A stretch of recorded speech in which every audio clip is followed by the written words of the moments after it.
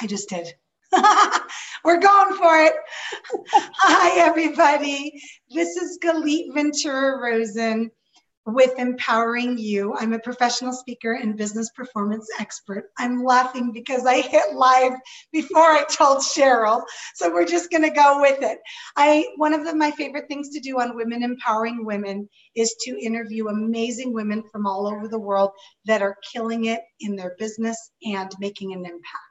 What's really fun is Sheryl is here in Las Vegas. A lot of times I don't get a chance to meet the women that I interview in person, and I've had the opportunity to have coffee with Sheryl multiple times, which is just so fun. So I welcome Sheryl Green. Yay, thank you for being here. Thank you for having me. I'm so excited. Your hair looks fabulous, by the way. I didn't get to tell you that before we got on the call. So I'm going to read a little bit about Sheryl and then give her an opportunity to tell us a little bit more, because I know her journey is way more than a paragraph. So Sheryl Green is the author of Once Upon a Bottom Line, Harnessing the Power of Storytelling and Sales. And her book is going to be released August 6th. So make sure you get it, pre-order it. You're going to want it after this interview. Sheryl has always enjoyed writing. However, it wasn't until a divorce shook her world that she discovered the power of story. Having penned 3 novels, she now brings her penchant for storytelling to nonfiction and content writing, working with businesses and individuals who want to position themselves as experts in their field. Sheryl leverages the power of story through book coaching and ghostwriting, blogging, website content, and speaking engagements, and I'm sure a lot more too. She also serves as the Director of Communications and Cuddling, which I love that, for Hearts Alive Village Animal Rescue. So tell us a little bit more about what you're up to and your journey. My journey's a doozy. I moved out here after a divorce. My husband did a very, very, very bad thing. And I just up and left my life as I knew it and came out to Vegas and had to basically start from scratch. I had my clothing, my baking supplies, and my dog. And it was kind of a process of learning who I was and where I fit into the world. And a big part of that was doing animal rescue. We're on the same wavelength when it comes to philanthropy, and I can honestly say that animal rescue saved my life. I was going through a really, really deep depression, and being able to do something for someone else is what pulled me out of it. And I found purpose, and I found friends and skills that I didn't know I had. And I began writing. It was part of a cathartic kind of experience for me. But it was also one of those things we don't necessarily realize what we're good at. And I figured everybody could write. I just thought this was a thing, and I had no special talents or whatever. And I started having friends reach out to me and ask for help with their websites and their dating profiles, which, by the way, I still love doing. And they needed help telling their story. And I started to realize that really, like, when it comes down to it, that's all life is this just compilation of different stories throughout our existence. And I kind of wondered, how can you use that? How can you tap into that power? And what's interesting to me is it's both a power and almost a danger. Because especially, and I'm kind of going to start with the personal and then I'll zip over to the business. But in our personal lives, we have these stories that, one, we've been telling ourselves for years. And 2, we've had other people telling us.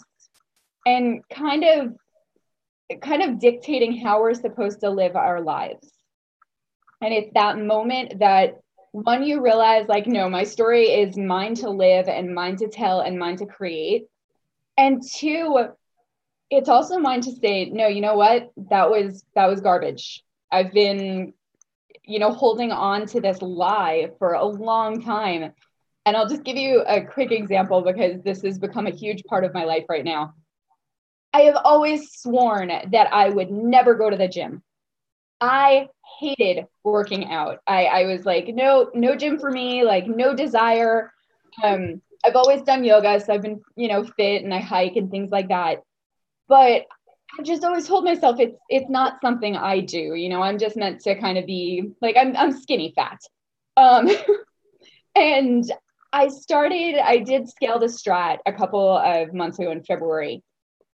And I was like, wait a second, this feels really good, like accomplishing something, and not to mention the energy, and I feel better. And now I belong to a gym. And I just got back from vacation and I went to the gym twice on vacation. That's insane. But I realized I was telling myself this story of who I was and who I could be. And when I finally sat back and said, no, that's some BS right there, it's opened up new worlds. Oh yeah, for sure. It's so interesting to me. As you know, I went back to school a few years ago to get my master's degree in therapy. And one of my favorite therapy models was actually what you're talking about. So narrating. And so it's so interesting because we have these stories so deeply ingrained in our brain that we don't recognize that we could, as much as that story, let's say it happened 20 years ago, just for conversation's sake, because I can't tell you how many people I know that are still living the story that happened to them 20 years ago. Well, that story's almost become a bit of a memory. Yeah. You probably at times can't even piece together all the pieces of that memory. So what's to say you can't go back and change that story to make it different? And those were some of my favorite models that I learned in therapy, because in therapy school, because I thought, my gosh, and that's why I went back to school, Sheryl, is because I didn't want to be a therapist. I just wanted to learn how the heck we could change our brain. Right. So exactly what you're talking about is so brilliant. And this idea with the gym is such a simple example, but so tangible to listen to, because I don't like working out. I'm never going to go to gym. I'm not a person that needs to go to the gym. And then you use the word insane. You're like, it's insane. Well, for you, in your story, that you went twice is insane, when for other people in their story is they're going to the gym 3 times a day and it's normal. So now you're like, my insane has become normal. Yeah. I love that. Yeah. I love that. And I love that today we're going to be talking about the power of story, because really your examples just share how different you can make your story. And one of my favorite things that you said was, you said, create your story. And I love to use the words, which I know you use all the time, write your story, but it's the same thing. But because my brain goes right into books, right? And when you share a story to me, you're writing it. So I immediately think you can literally get on the computer and type up what you want your story to be. And I know that's what you're talking about today. And I love your mug. Thank you. Look at mine. Miss Brown, isn't she awesome? She's the newest M&M. Oh, I didn't. Wait, what's the female one? Green, red, yellow, and blue. Okay. This is the newest M&M. I love her. She's got an attitude. I love her. Anyways, sorry guys, but I saw Sheryl's mug and I just loved it. Show them again. Oh, it's from Best Friends Animal Sanctuary. Love it. So it's my favorite mug. This is my morning ritual. Like when I sit down to write, I have to have my green tea. So yeah. So please go ahead and continue with the power of your story. So I think, in the personal realm, it's kind of just deciding, who do you want to be? It's creating yourself. Like, it's not just discovering yourself. It's making that actual decision that, you know what, I want to be someone that goes to the gym. Or for somebody, I want to be somebody that can share their story on stage, in a book, in coaching, to help someone. Sure. Just making that conscious decision. This is who I'm going to be going forward. And I've always hated the expression, fake it till you make it. But I think it's more fake it until you become it. Okay. Like, until you actually start to understand, like, I like that. Me. Yeah, and another word that would be great for that, which I know you already thought of instead of fake it, because I know that's a saying, but I love the word fake it, because if you pretend, but in all honesty, just believe it. Right, yeah. Just believe that you are what you want to be before you are. And when you believe it, then you start living it and you start breathing it, and then it just becomes. I like that. Believe it until you become it. Ooh. Yeah. We've coined a new phrase. I like it. Yeah. Copyright it quick. So yeah, I think that kind of knowing who you are and deciding who you are and then living that, I think that transfers into your business as well, whether it's your business or whether you're doing sales or whatever it is, or fundraising, which is kind of part of where my background is. You have to be able to sell that story before you can ever ask for money for donations, before you can ever ask them to buy a product. You have to be able to sell who you are, who your company is, and what you stand for and how you help the world. And I think that's kind of what I tried to do. No, that is what I did. I love that. I love when we're constantly reframing our words. Yes. It's so powerful. You talk about a power of a story. What you just did is like one of the most powerful things a person can catch themselves doing and change on a daily basis, because we do not understand, not true. We do not recognize the words we choose to use. You're like, I am. I do that all the time. I use the words I'm trying a lot, Sheryl. Right. So I'll switch it to, no, I'm not trying. I actually am. That's one of the curses of existing in this personal development space, is you're constantly surrounded by motivational speakers and coaches and consultants. Sorry. Like, get out of your mouth, and everybody's like, they jump on you. Did you just say try? You don't say try. So I become that for myself, and you become that for yourself. Yep. So you have this little ear, like thing in your ear all the time going, no. So I know you started showing your book. Go ahead and grab it again so we can see it, because oh, beautiful. Love it. Oh, I love the bookworm. Nice. Oh, it's a dollar sign. But I can't see it. Sorry. Okay. Oh, it is a dollar sign. So that's what I wanted to do there, is to let people know. One, I believe that there are 3 kind of ish stories that you need to have when you're doing sales, when you've got your own business. And one of those is your why. Okay. Simon Sinek does an amazing TED talk on this. I think everybody's seen it at this point. If they haven't, go after this interview. But he talks about knowing why you do something, like what your purpose is, before you ever try and sell the how or the what or anything else. So powerful. It is. And so I get goosebumps. I'm so ridiculous, Sheryl. Like I don't know that, right? Because that's where I start too with everybody. But I hear the know your why, and then here comes the goosebumps, because it's so, those 3 words to me will probably be the most powerful words that someone can pick up from today's interview. Know your why. And of course, I haven't heard everything else, so I'm guessing.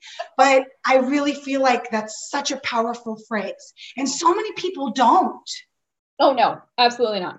Yep. Yeah. And a lot of businesses, they don't think that's important.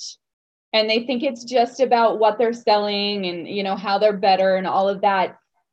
And, people do business with companies they know, like, and trust. And until you know a person's why or a company's why, I don't think you can know, like, or trust them. I think you have to get to that core message of why they exist in the world and why they're interacting in order to actually build that rapport. And the companies that do that, those are the ones that excel. They really are. And it doesn't have to be this big, powerful reason. It could be, I'm going to use the simplest example. Let's just take a mechanic. I want to do this on purpose. So people don't think this has to be this life-changing why. Right. So a mechanic, and I've met people like this that are so passionate about what they do. You can be passionate about anything. I'm sorry. It doesn't have to be. They love the idea that they know how to fix a car so that person has a way to get around in 112 degrees. Remember, Sheryl and I live in Vegas. So for passionate people, and not everybody, because there's also people that are mechanics that just go to their job every day and don't care. But passionate people really love what they do.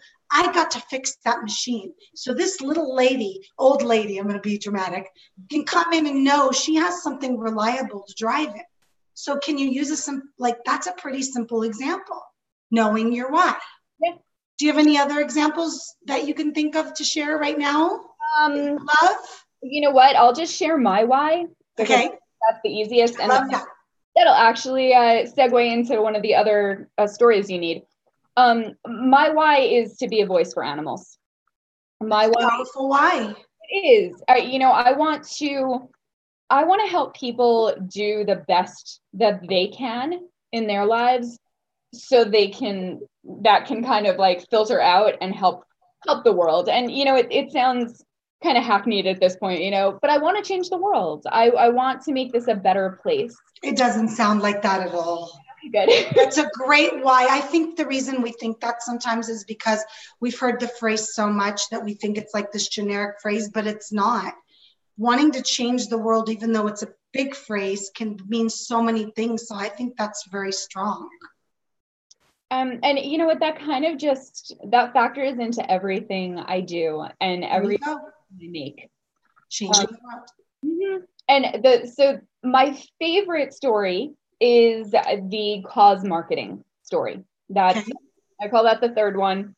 I, as a consumer, want to do business with companies that are in it for more than money, and that are supporting the causes and the charities and causes, let's say that I care about. And I use in my book, I use this example a lot. There is a company out there called Passion Planner, and it's literally just a planner. Beautiful. But they have this amazing cause marketing model where it's a buy one, give one. So you purchase one and one gets donated to someone in need. And then they also donate I think it's $1 or $2 from each calendar to a specific charity. I never even looked into other planners. Once I found that out, once I knew that they did that, decision was made. And it's a great name too. Oh, I love it. And she's got an amazing story of searching for something that she needed and not being able to find it, and just deciding, you know what, I don't know what to do with my life, so I'm going to create this company out of it. And she did.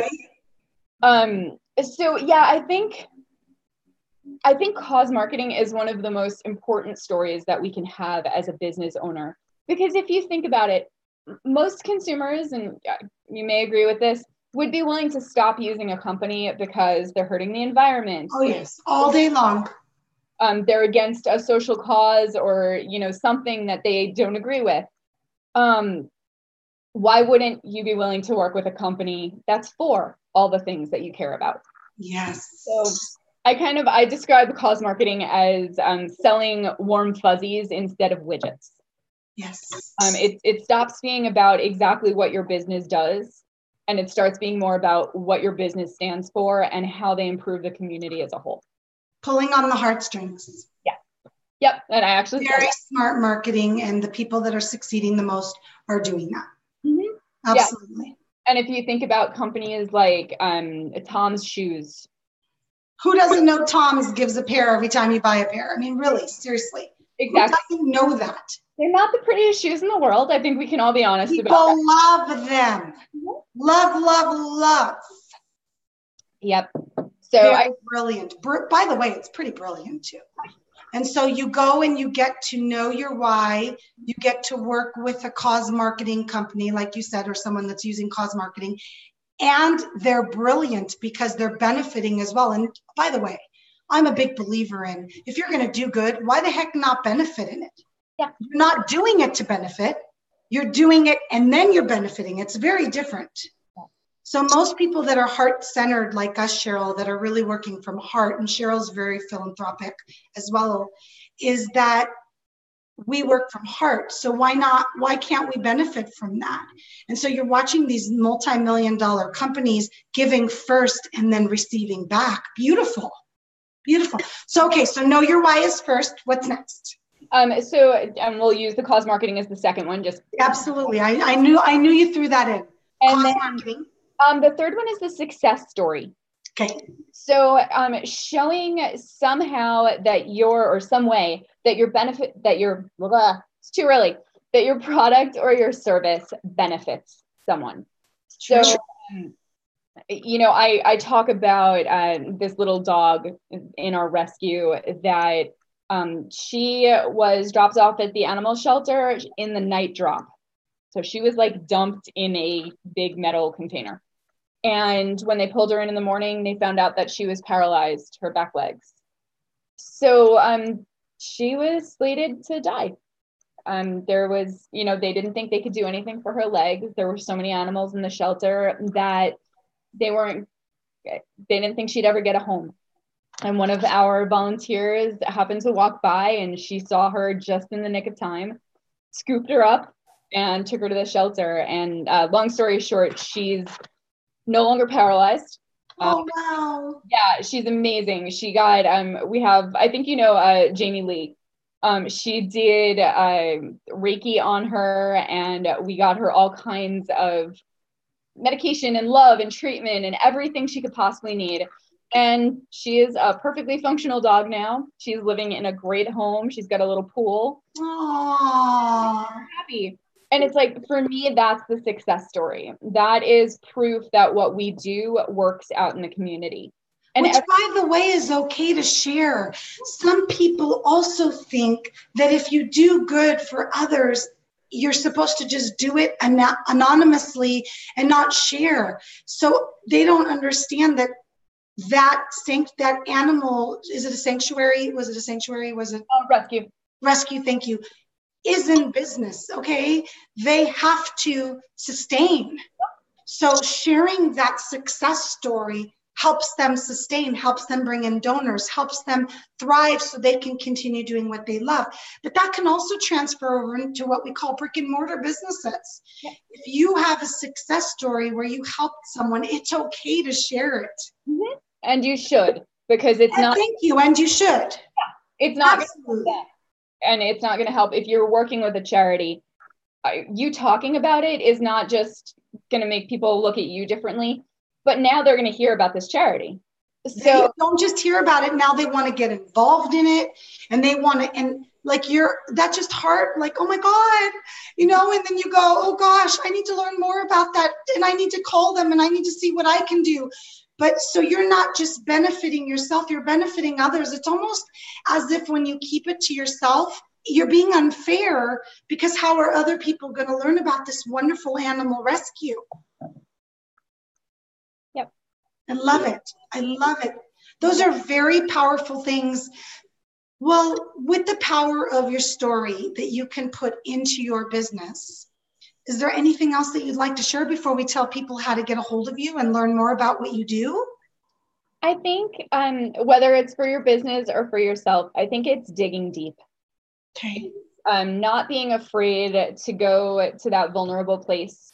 And I know a lot of people are afraid to do that, but a lot of businesses are afraid to do that as well. And we have to connect as humans before we can ever connect as business people. I love that. I love that. It's so true. Mm-hmm. It's so true. When you take out I have to sell something and I have to make money, which, by the way, nothing's wrong with that. Right. And instead you do that. You think about the human factor and the building relationships and the benefiting. I love the benefit is one of my favorite words. Benefiting others is so important that people don't always think about that, but they don't realize that it does increase your bottom line. And Sheryl's not saying, go give all your time away for free she's telling you how to build a business based on the storytelling, which is brilliant. And what I want you to do, Sheryl, is do me a favor before we talk about how to get a hold of you. Connect this to your book real quick, because I want to help you promote that today. Oh, so you know what? Once Upon a Bottom Line is actually, it's a practical manual and it's fun. I noticed when I was doing the research for this, there are a ton of books out there on how to use storytelling in sales and in business and things like that. Oh, they're not fun. They are very straightforward, like logical step by step, right? And the ironic thing is a lot of them don't have any stories. And I was like, all right, whatever. But this is me. I don't know if it comes across enough in this interview, but I'm a huge smartass and I love it that way. I want to have fun. I want people to enjoy reading, enjoy learning.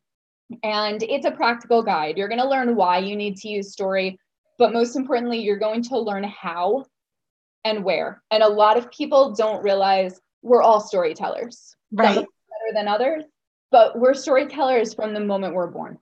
Right.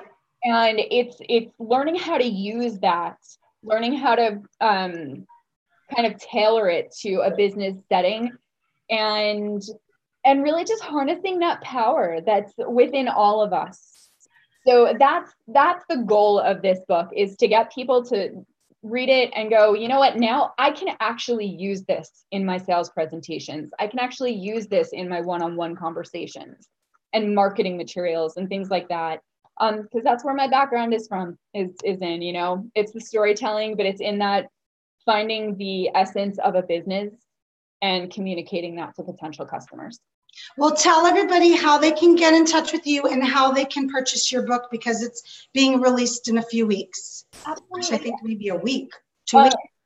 Don't say that. Oh, no, stop. You're ready, girl. 2 weeks. Excited. Go for it.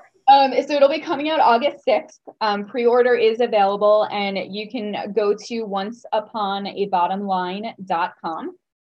Or you can go to my regular website, which is SherylGreenSpeaks.com, and Sheryl is with an S. And you can see I've actually got 3 books now. And if you're more interested in the, you know, learning for personal development and things like that, I wrote Surviving to Thriving, and that's on there as well. And that's more of my personal story and teaching how to overcome things in life. But yeah, pre-order is available. And like I said, I'll be coming out August 6th, and I'm excited.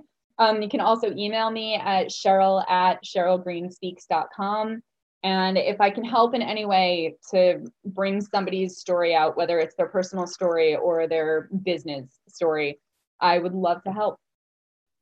Thank you so much for sharing this. I think the information today was so valuable, because so much can be learned and implemented almost immediately with just those 3 ways to tell your story in your business.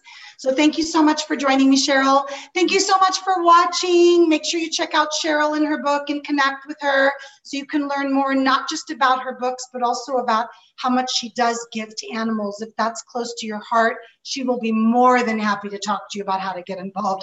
I am sure. And I appreciate you joining me, I know, right? For another week of Women Empowering Women. My name is Galit Ventura Rosen, and I'm wishing you a fabulous day.